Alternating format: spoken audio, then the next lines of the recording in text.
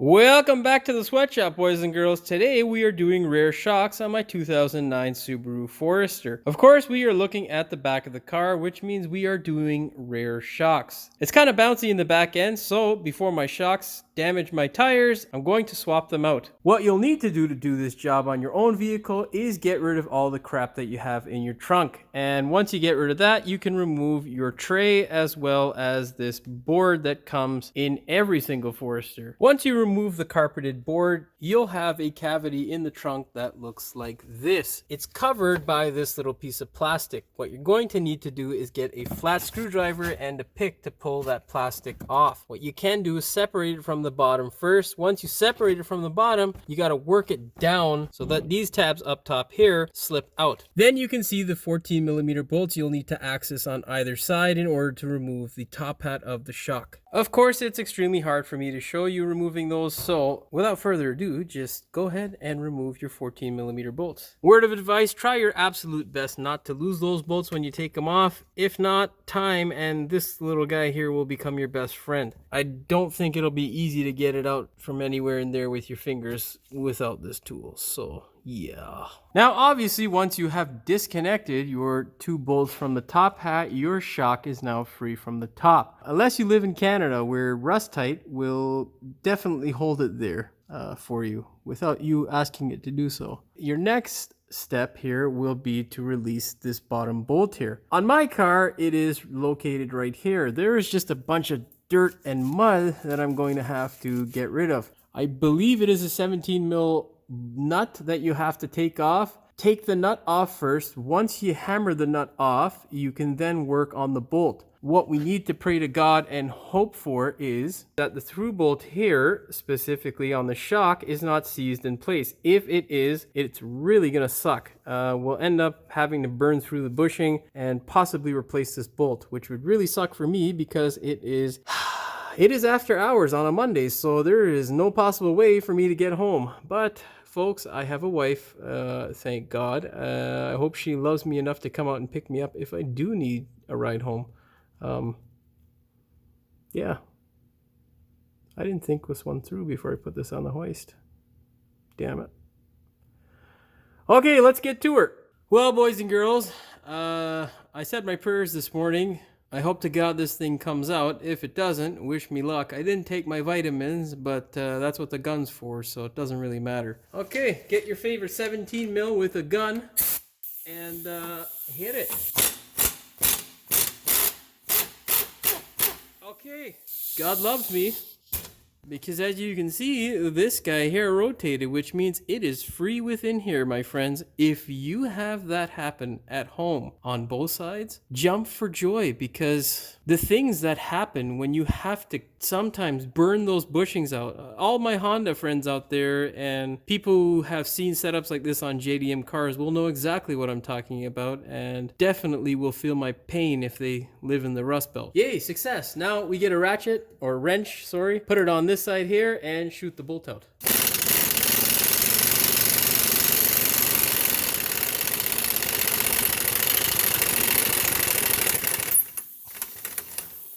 This thing has 300,000 kilometers on it. That's freaking amazing. Now just work the bolt out. Wow, look at that.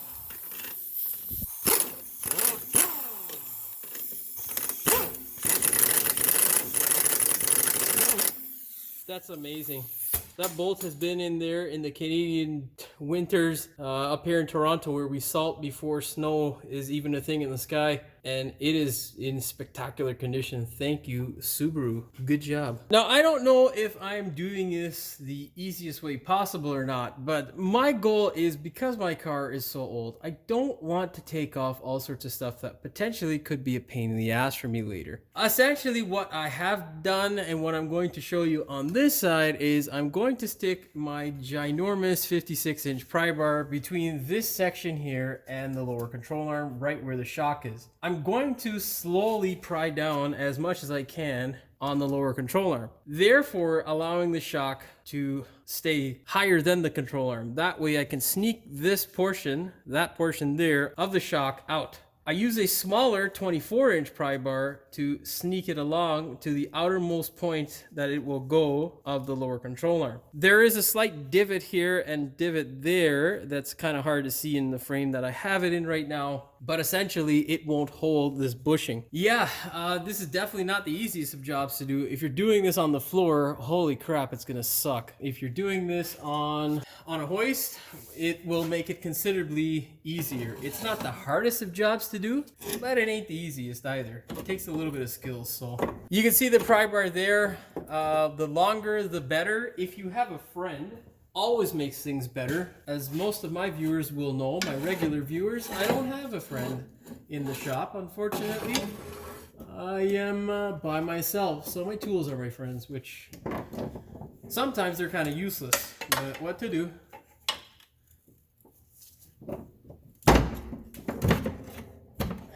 So just keep prying it until you get to the farthest back that the pry bar will go, or the shock will go towards the outside of the control arm. There you go.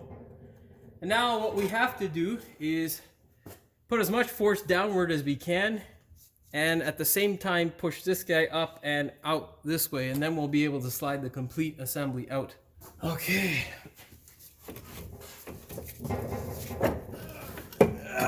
Oh boy, don't hit anything that I can't fix today, buddy.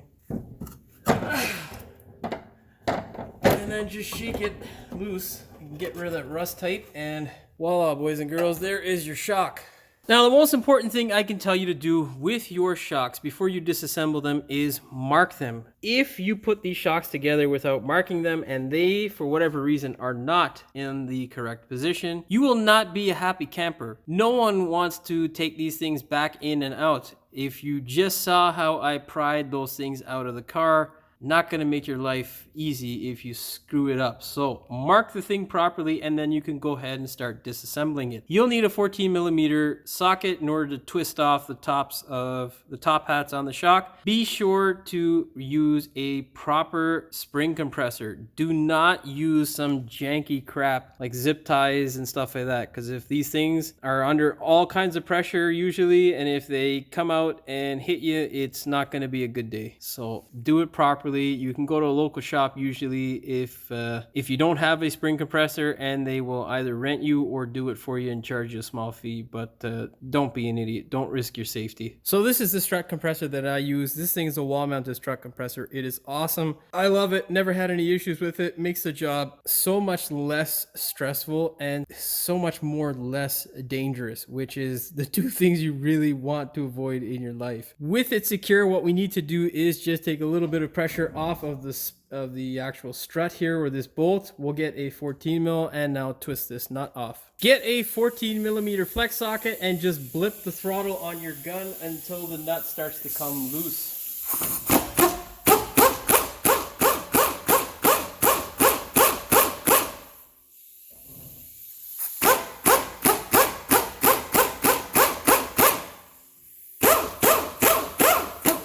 So it is loose, but the rust tight is keeping it from coming off. So what we're going to do is give it a spurt of WD-40. There is a 5mm hex that you can use here. So we're going to get a ratchet on a 5mm hex, a 14mm offset wrench, and see if we can twist it off. Yay for rust tight. So get your offset on there and then your 5mm hex and twist it home. If the hex portion of the strut is all rotted away, God help you, my friend. God help you. WD-40 and twist her home.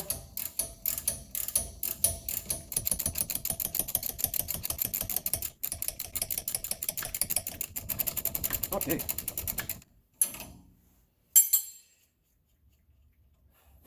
Now when you get to this position, what you want to do is take off the top hat, spring, and the dust boot all in one if you can. So remove the tension off of the spring.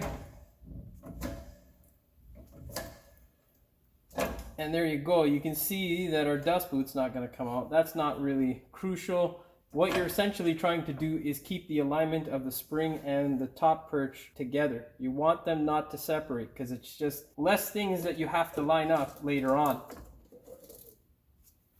Once you get it separated, place it down gently in a safe place so that you don't step on it or kick it around and then have to guess where you put your marks and all the rest of that fun stuff. Then peel off the other components that you need, like the dust cap and this little guy here. Don't just toss it. It is important. If you bottom out, you'll know. The rest of this is just garbage, but before you toss it, go ahead and transfer these marks onto your new shock. The new shock that I have has this loose, so it's kind of easy for us to set it up. What we'll need to do is kind of hammer it into place. We'll do that on the vise. So I put some soft jaws on it, basically lined up the marks by eye, and then just smashed this end here with a rubber mallet. The soft jaws were applied to this end here. You can see a little bit of the scarring.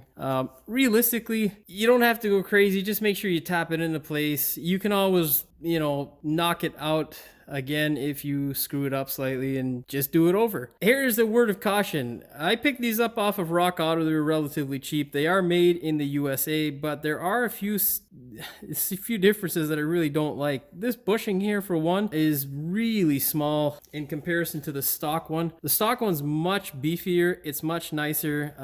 Kind of sad because this is the second or third item that I've had recently that wasn't that great, that was made in the US as compared to the Japanese stuff that came off the car.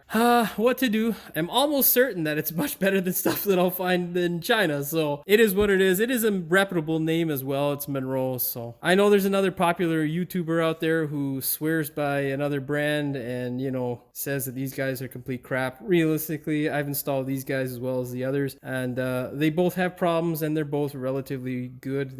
My success rate with either brand is pretty good. So what to do? You take your chances with every part or product that you put on your car. Some manufacturers are great and other ones are a real pain sometimes, so it is what it is. Now you can go ahead and start putting everything back together. Before you put everything back together, what you want to do is blow out any debris that may be lodged inside of here. If you don't, it potentially will kill your shock a slow, miserable death, and you'll be doing this job again premature. Don't do that to yourself. Now let's place this guy back in the right position.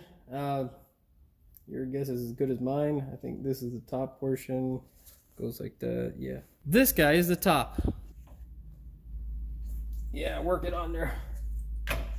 The steel piece should be level with your bump stop. Then you can go ahead, slide your dust boot over top. With your dust boot over top, you can go ahead and grab your spring and your top hat, or strut mount, whatever you'd like to call it. Once you do that, you can go ahead and place this guy in your strut compressor, compress it, and then try your best to line... God damn bikes. Then you can try your best to line up the strut so that it protrudes through the strut mount. If it doesn't,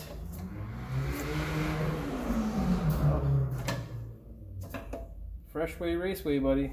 You can hear those guys out there. Try your best to line up the strut. God, they're out the front too, these fucking monkeys. At least it sounded nice.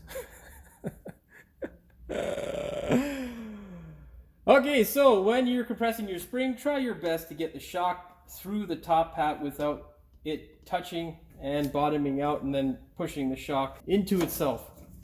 You want it to stick through, so obviously you can put that bolt back in place. If it doesn't, try your best to line it up and do the same with the other side.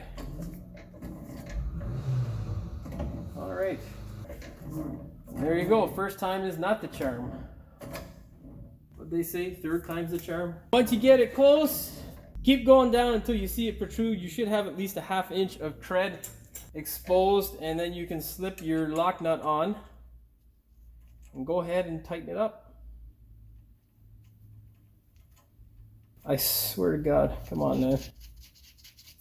Now when tightening up the nut on the new shock, what you want to do is tighten the nut. You don't want to use your ratchet to twist the shaft of the shock because it just potentially could damage or prematurely wear out the actual seals inside the shock. So go ahead and use your ratchet to hold the shock still and use your wrench to tighten down the nut.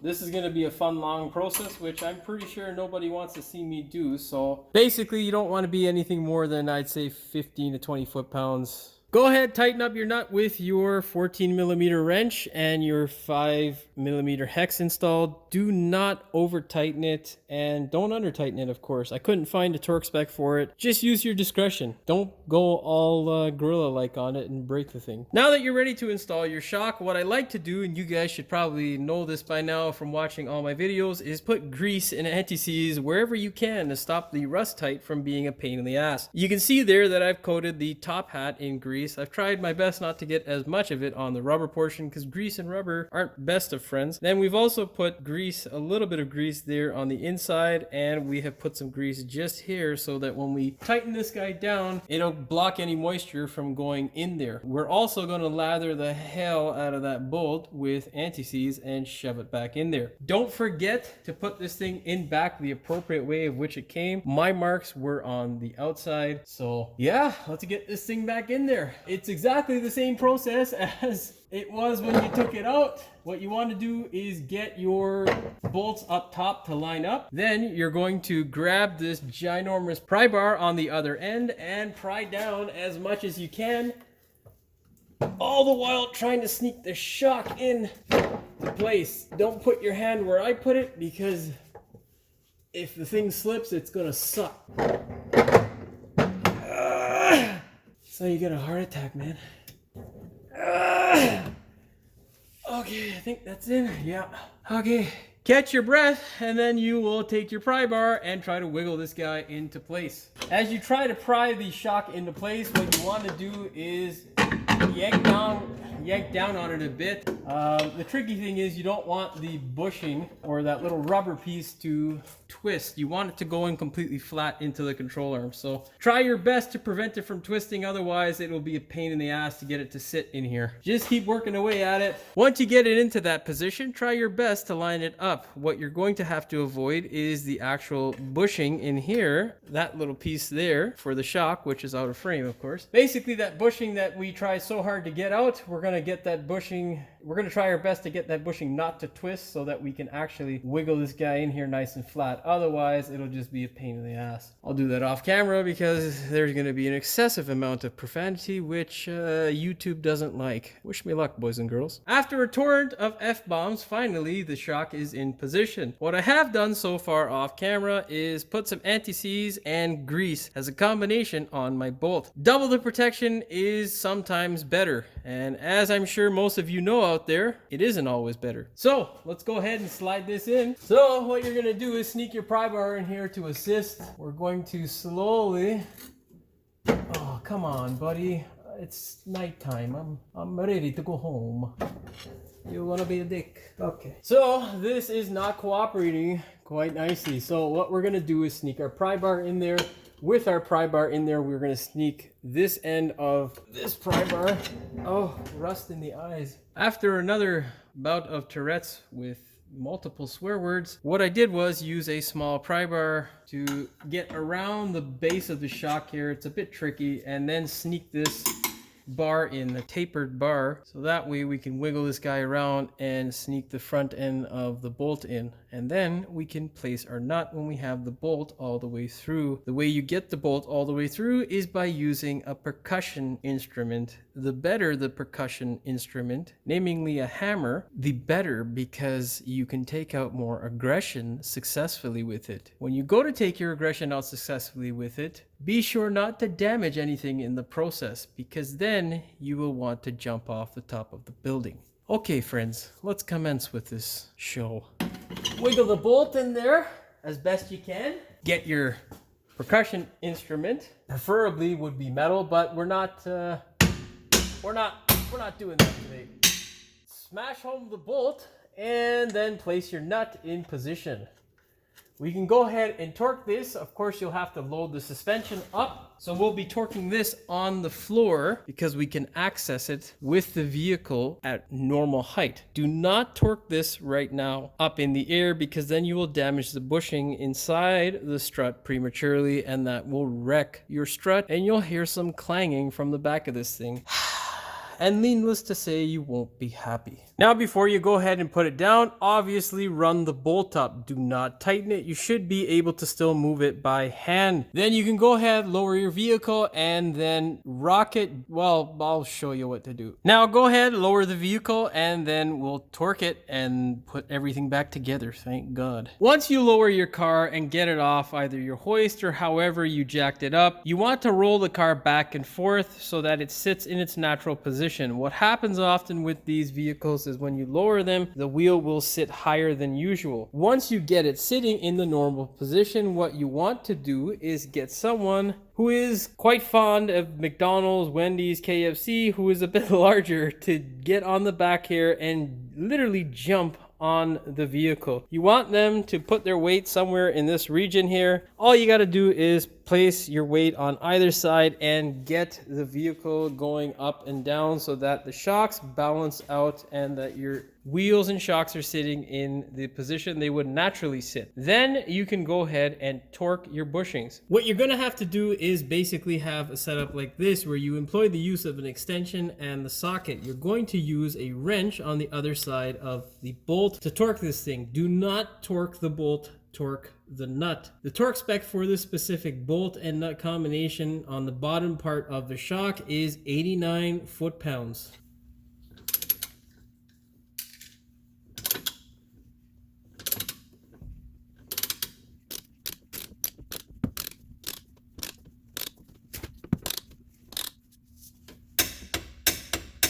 Okay.